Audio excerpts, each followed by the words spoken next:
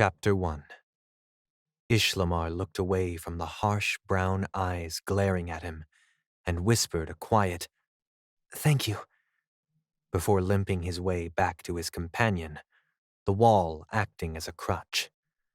The woman watched him, warily, as if she expected him to suddenly jump up and murder her with a non-existent weapon and a leg that had been stabbed far too many times.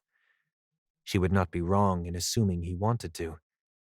He simply could not move fast enough to even bother trying and, in some far corner of his mind, was also aware that it would be useless. His leg was useless. The bones in his right leg shifted. It had hurt. Still did, but so did the rest of his body. He heard her leave, the door locking just as he reached his companion's side. Ishlamar's attempt to slowly lower himself to the floor ended in failure. He hissed through clenched teeth as he hit the ground, having lost his grip on the smooth stones, and remained there, curled over himself as he waited for the pain to subside. Blinking away the spots that had appeared in his vision, he determinedly drug himself the last few inches to be at his side. "Ralaskamar," Ishlamar called softly. He set the container of water aside, his hand hovering over a burnt shoulder, too scared to touch him for fear of hurting him. He was covered in burns, leaving Ishlamar hard-pressed to find a spot that had not been touched by flames. Ralaskamar's breaths were rough and uneven, strained. He attempted to repeat his friend's name, but the word was nearly incomprehensible through the fearful trembling of his own voice. "Ralaskamar? Hey, I need you to wake up for a minute," he finally said. His hand came to rest on the right side of Ralaskamar's face, his thumb gently brushing dirty hair off his forehead and rubbing the skin, hoping to help drag him out of the unconscious state he was currently in. "I have water. They gave us water. You can have it all." He tried to ignore the heat. It was a fever. He should have expected this, but he had hoped that maybe they could avoid it. Ishlamar allowed a weak smile to appear on his face when Ralaskamar drew in a deep breath. "That's it. Come on," he encouraged. He was rewarded for his efforts with a pained moan. Ishlamar, Ralaskamar slurred, voice slow and barely audible. As weak as it was, Ishlamar was grateful to hear it. It was the first time his friend had been awake since the attack. He nodded slowly, removing his hand from the side of Ralaskamar's face. "Yeah, I'm here. Don't worry." When he lifted his hand again, the small glass flask containing water was held in it. "Here, drink this. We need to get liquids in you to help fight this fever. Drink, and then we'll make you more comfortable." Ralaskamar's gaze shifted away from Ishlamar, chasing shadows about the room. Ishlamar's smile faded into a frown as he watched the glassy eyes look around with very little focus. He sighed, carefully moving his left arm beneath his friend's head and propping him up slightly. His other arm lifted the flask and held it to Ralaskamar's lips. Despite the fever and whatever he was seeing in the shadows, the familiarity seemed to have drawn some sort of understanding in his foggy brain. Ralaskamar drank with very little resistance.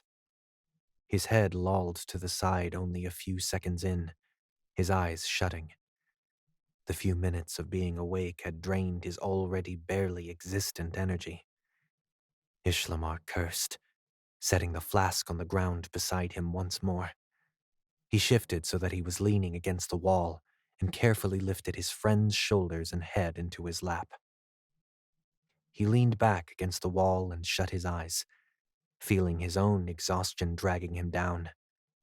Carefully, he found Ralaskamar's pulse. His fingers stayed there. If his friend was going to die, he at least wanted to know when it happened. He listened to Relaskamar's weak and wheezy inhale while holding his own breath. His hope that they would both make it out, though barely even a dream at the start, was fading fast.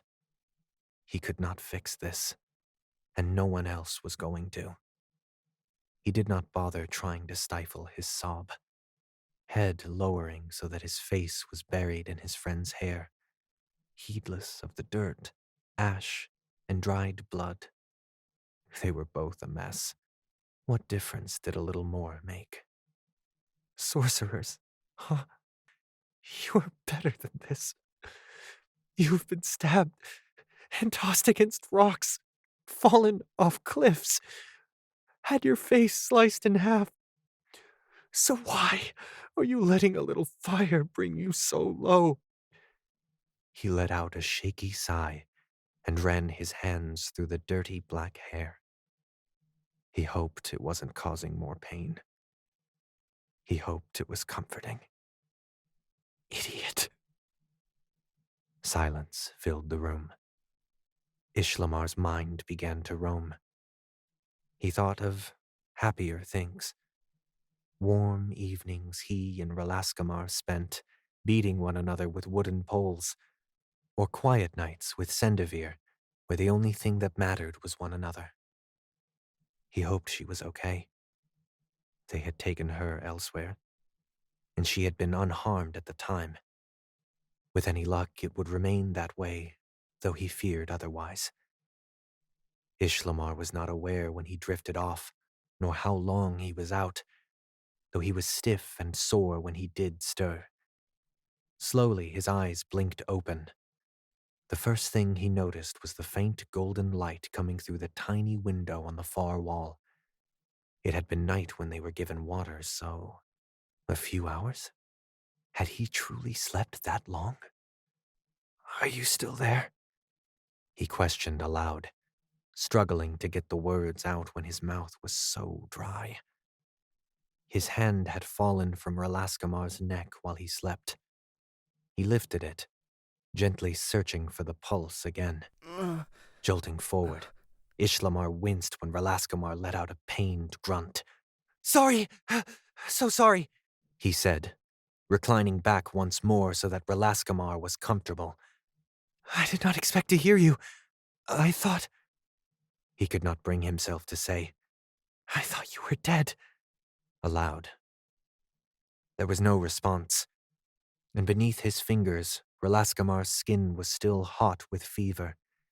He moved his hand to brush across his friend's forehead, wiping away sweat, and made no comment when he noticed him leaning into the touch ever so slightly. It would not have been appreciated. Despite his silence, Relaskamar eventually opened his eyes again, much to Ishlamar's delight. He smiled at his friend, continuing to wipe sweat away from his face. Hey, he said softly. Hey. Relaskamar answered just as softly. His hands stilled. Perhaps the water had helped, even if only a little. He was clearly still feverish, but he was awake and responsive. That was better than he had been for the past 3 or more days. In all honesty, Ishlamar was unsure how much time had actually passed. How do you feel? Mm. That was not an answer, though he suspected it was the closest thing to an answer that he would be getting. Ishlamar shook his head, allowing himself the slightest hopeful laugh. Well, just focus on getting better. Rest. Once you are able to stay awake for more than a few minutes, we can start searching for a way out of here. I will keep you safe. Ishlamar waited for an answer. There was only silence until... Okay. He smiled at that, carefully threading his fingers through Relaskamar's hair. He had not complained about it, so Ishlamar assumed it felt nice. He was willing to do just about anything at the moment to ease the pain he knew Relaskamar had to be in. This was such a small and simple gesture. He wished there were more he could do. We should go somewhere after all of this. Just you, Sendavir, and myself. We can enjoy having nothing to do for a little while. You can have a break.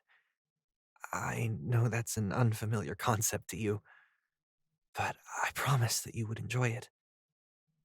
Maybe there could even be little ones running about. Sendavir, she's been rather insistent about wanting children lately.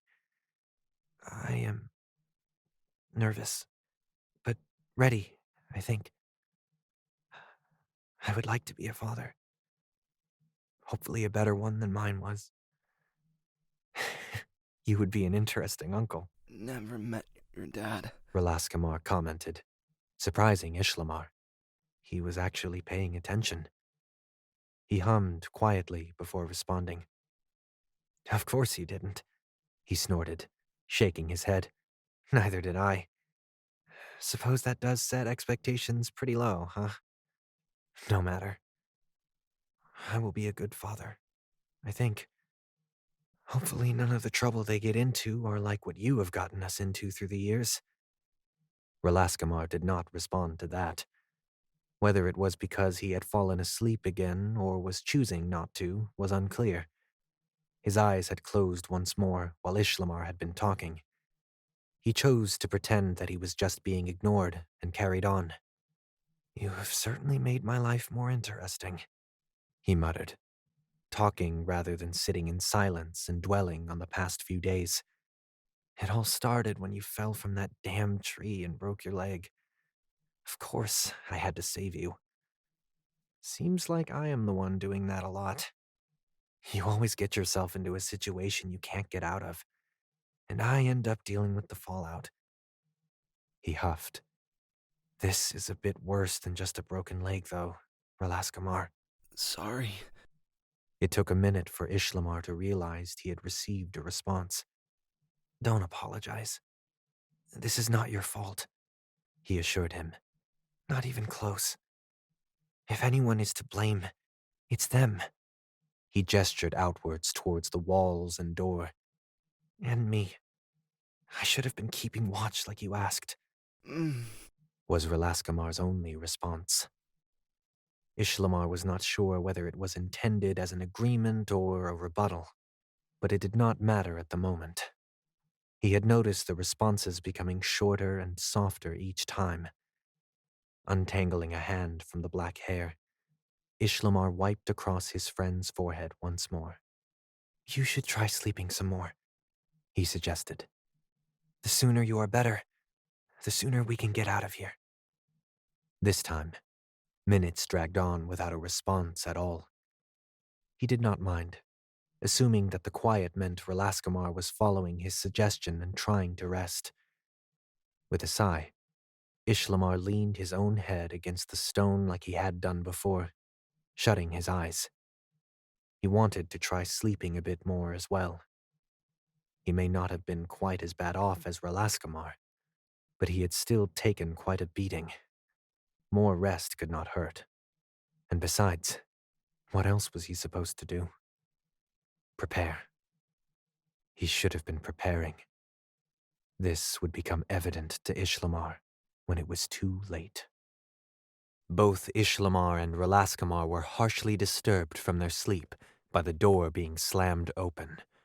A small group of 6 entered. The group consisted of both men and women, some of which Ishlamar clearly remembered from the night they were captured. Others were unfamiliar to him. The Elmeih. They were speaking in a language that Ishlamar did not understand. He wrapped his arms across Relaskamar's chest, eliciting a pained grunt from the man which he ignored, and glared at the approaching group. They would not touch him. Ishlamar's glare was met with sneers. One of the men reached for Relaskamar. Ishlamar scowled at him, drawing his good leg in before kicking out. His boot connected with the man's knee, causing him to drop to the ground with an alarmed shout. Get away from us! He snarled at the group, gaze swiftly moving between them. He was ignored. The man he had downed was assisted back to his feet.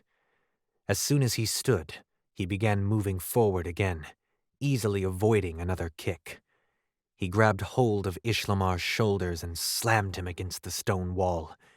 He felt a strange pain in his chest, biting down on his tongue to keep silent. Relaskamar fell to the side when Ishlamar was pulled out from underneath him, knocking over the forgotten flask and shattering it on the ground. He screamed, burnt skin scraping across stone and glass shards cutting into his arm. Ishlamar called out to him, struggling against the man pinning him to the wall. Days without food, water, and proper sleep had worn him down. The man shouted something at him that he vaguely recognized, but he did not comprehend in the flurry of activity before hands moved to his neck. Ishlamar's attention was immediately drawn away from Relaskamar and to himself. He pulled and clawed at the hands, struggling to get free for far too long before realizing there was a simpler method to get what he wanted. He drew his good leg up and quickly kneed the man in the groin.